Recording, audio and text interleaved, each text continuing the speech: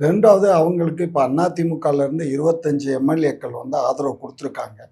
அதனால எங்களுடைய ஆதரவு அப்ப அவங்களுக்கு இப்போதைக்கு தேவையில்ல தான். ஆனா, இப்ப அதில தான் ஒரு பெரிய ப்ராப்ளம் என்னன்னு கேட்டீங்கன்னா, இப்ப இந்த 25 பேர வந்து அவங்க 22 பேர் இருக்கக்கூடிய பொதுச் செயலாளரா இருக்கக்கூடிய திரு எடப்பாடியார் வந்து பதவி நீக்கம் பண்ணிட்டார்.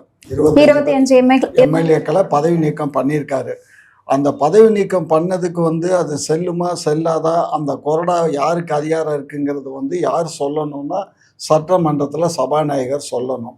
சப்போஸ் சபாநாயகர் வந்து இத வந்து விஜயபாஸ்கருக்கு சொன்னாருன்னு சொன்னா, அது செல்லாம போயிடும். இவங்க கூட்டணி தொடரும். அமைச்சர் பொறுப்புகள்லாம் ஏத்துப்பாங்க. இது ஒரு நிலைப்பாடு.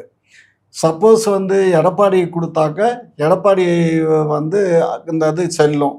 அவங்கள கட்சியிலேருந்து நீக்குனது செல்லும். திரும்ப எலக்ஷன் நடக்கணும். இது ஒரு நிலைப்பாடு. ஆனா